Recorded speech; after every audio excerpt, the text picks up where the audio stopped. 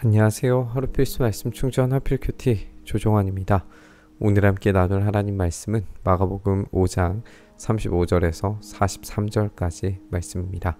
예수께서 말씀을 계속하고 계시는데 회당장의 집에서 사람들이 와서 회당장에게 말하였다. 따님이 죽었습니다. 이제 선생님을 더 괴롭혀서 무엇하겠습니까? 예수께서 이 말을 곁에서 들으시고서 회당장에게 말씀하셨다. 두려워하지 말고 믿기만 하여라. 우리가 어제 함께 살펴본 것처럼 이 혈루병 걸린 여인 때문에 상황이 지연되었죠. 이 지연된 상황은 계속 이어지고 있습니다. 결국에 이 지연된 사건 때문에 딸이 죽어버렸어요. 근데 이 딸의 죽음이 진짜인지 아닌지 사람들이 궁금해하지 않는다는 걸 우리가 알게 돼요. 그만큼 이 딸이 위중한 상태에 빠져 있었다라고 하는 것을 모두가 다 동의한다는 걸 우리가 알 수가 있습니다. 이 죽음은 확정된 것으로 이해됐고 더 이상 예수님을 괴롭히지 말라고 이야기합니다. 그런데 예수님은 이 장면에서 믿음을 요구하십니다. 이제 치료에 대한 믿음은 사실상 쓸모가 없어졌어요. 죽었기 때문에 이 치료에 대한 기대는 더 이상 필요가 없는 거죠.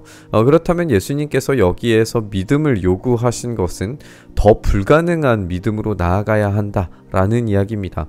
한마디로 말해서 그 죽음이 극복된 불가능을 가능하게 되는 그 믿음으로 나아가야 한다는 거죠. 그리고 베드로와 야고보와 야고보의 동생 요한 밖에는 아무도 따라오는 것을 허락하지 않으셨다. 그들이 회당장의 집에 이르렀다. 예수께서 사람들이 울며 통곡하며 떠드는 것을 보시고 들어가셔서 그들에게 말씀하셨다. 어찌하여 떠들며 울고 있느냐? 그 아이는 죽은 것이 아니라 자고 있다. 이 사건은 제한된 제자들만 따라가는 것이 허락되고 있어요. 여기에서 안드레는 빠져 있지만 처음 부름받았던 이 4명의 제자들이 핵심 제자들로서 더 많은 기적과 가르침에 동행할 겁니다.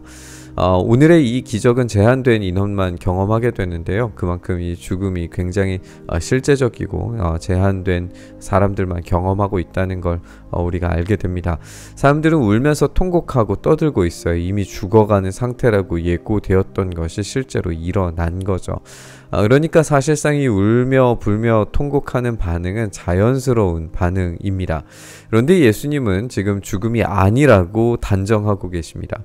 사실상 예수님은 사람들의 인식을 뒤집고 계시는 거예요. 그런데 이 사람들의 시선에는 예수님의 인식이 잘못됐다라고 느낄 수밖에 없습니다. 여기에서 믿음은 엄청난 도약을 요구합니다. 이전에 혈루병 걸린 여인이 예수님의 옷자락을 만지기 위해서 믿음의 모험을 감행해야 했던 것보다 더 엄청난 믿음의 이 도약이 필요한 거죠. 그렇지 않다면 믿음은 쓸모없는 것이 돼버리고 맙니다. 그렇기 때문에 이 사람들의 반응은 굉장히 냉소적입니다. 그들은 예수를 비웃었다. 그러나 예수께서는 그들을 다 내보내신 뒤에 아이의 부모와 일행을 데리고 아이가 있는 곳으로 들어가셨다. 그리고 아이의 손을 잡으시고 말씀하셨다. 달리다 굼. 이는 번역하며 소녀야 내가 네게 말한다. 일어나거라 하는 말이다. 당연히 사람들은 예수님을 비웃습니다. 심지어 여기에서 이제 그들은 이라고 표현되어져 있는 이 단어는 여기에 무리만 포함되는지 아니면 부모와 심지어는 제자들도 포함되어져 있는지 확인할 길이 없습니다. 엄청난 믿음의 도약이 요구되고 있다라는 점을 우리가 생각을 해본다면 이런 비웃음을 이해할 수 있습니다.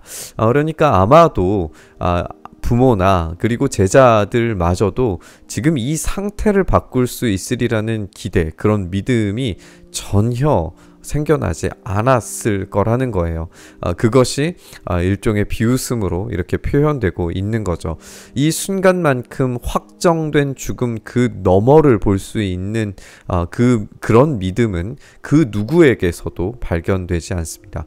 예수님은 비웃는 무리들을 내보내시고 아이의 부모와 핵심 제자들만 데리고 아이가 있는 곳으로 들어가십니다. 그들에게만큼은 이 기적의 목격이 허락될 거예요. 하지만 이 기적의 사건은 생각보다 굉장히 단순합니다. 우리가 어떤 기적의 사건을 생각을 하면 뭔가 대단한 일이 일어나야 될 것처럼 어떤 기적을 만들어낼 주술 행위라든지 아니면은 뭔가 신비로운 주문이 이루어진다든지 이런 것들을 생각하고 기대할 텐데 그런 게 전혀 없는 거예요. 다만 소녀야 일어나라 라고 말하실 뿐입니다. 아람어로는 달리다 굼, 네 글자의 이 어절만 이 밖으로 내어졌을 뿐인 거죠. 그럼에도 불구하고 이 죽음이 굉장히 단순하고 간략하게 극복되는 걸 보게 됩니다. 우리는 여기에서 이 죽음이 예수님에게서 극복되리라고 하는 아주 작은 실마리를 얻게 됩니다. 하지만 여기에서의 부활은 사실 완벽하지 않죠. 곧 이 아이는 후에 시간이 지나서 죽음을 다시 맞이하게 될 겁니다. 삶의 자리로 잠깐 되돌아왔을 뿐이에요. 그럼에도 불구하고 예수님이 얼마나 손쉽게 죽음을 이기실 것인가, 얼마나 완벽하게 이기실 것인가 기대할 수 있게 만듭니다. 그러자 소녀는 곧 일어나서 걸어다녔다. 소녀의 나이는 12살이었다. 사람들은 크게 놀랐다. 예수께서 이 일을 아무에게도 알리지 말라고 그들에게 엄하게 명하시고 소녀에게 먹을 것을 주라고 말씀하셨다. 소녀는 12살이었다 라고 말합니다. 12살은 이 당시의 문화에서 결혼이 가능한 나이였고 출산을 준비할 나이였습니다. 그렇다면 이 12살의 딸은 끊어져 버린 야이로의 미래를 상징할 겁니다. 이제 미래가 다시 박동하기 시작하는 그런 감동적인 순간이죠. 생명이 잉태될 가능성이 되살아난 겁니다. 소녀는 일어나서 걸어다니며 먹을 것을 먹음으로써 일상과 미래가 이제 현실이 되어서 실현되고 있다는 걸 보여줍니다. 오늘 우리는 사실 이 본문의 앞 본문, 그러니까 야이로의 사건을 감싸고 있는, 이 야이로의 사건이 감싸고 있는 12의 혈루증 걸린 이 여인의 이야기까지 연결해서 생각을 해봐야 됩니다. 12해 걸린 딸과 12살 야이로의 딸은 연결되어져 있습니다. 이 두 딸들은 생명을 잉태할 수 없는 상태였습니다. 질병과 죽음이라고 하는 끔찍한 저주와 같은 현실이 그녀들을 사로잡았죠. 그런데 예수님을 만난 이후로 생명은 다시금 이어지고 회복됩니다. 딸들의 생명력의 회복은 이 이스라엘에 대한 생명력의 회복을 함께 기대하게 만들기도 하지만 이 죽음에서 다시 돌아온 딸은 이제 전혀 새로운 존재로서의 기대감을 갖게 만드는 것 같아요. 부활은 전혀 새로운 예상을 가지고 오게 될 겁니다. 예루살렘의 회복을 넘어서 모든 인류에 대한 생명력이 되살아나는 것을 기대하게 되는 거죠. 우리는 이렇게 이 생명의 근원이신 분께 우리의 믿음을 드리는 자들입니다. 이 믿음의 고백이 때로 비웃음을 살 수도 있고 엄청난 믿음의 모험과 도전이 필요할 수도 있습니다. 하지만 이 믿음의 도약이 우리로 하여금 생명을 얻게 하는 줄 믿습니다. 믿음의 도약에 성공해서 이 영원한 생명력으로 충만한 삶을 살기를 간절히 소망합니다.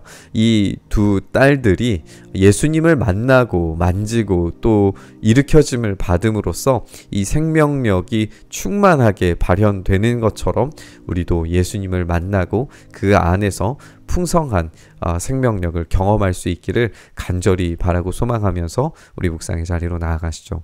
주님, 그렇습니다. 우리가 그 영원하신 부활의 생명력을 힘입어 오늘도 새롭게 태어난 존재처럼 다시 살아갈 수 있도록 은혜 더하여 주시옵소서. 지친 우리의 삶을 일으켜 주시고 죽어가는 우리의 삶에 우리의 영혼에 주님의 말씀을 들려주셔서 달리다 굼, 딸아 일어나라 말씀하신 이 말씀이 바로 나에게 하시는 말씀처럼 들려서 우리 안에 다시금 생명력이 흘러넘치며 그 풍요로움과 풍성함이 우리 안에 경험될 수 있도록, 그런 열매가 맺혀질 수 있도록 주여 은혜 더하여 주시옵소서.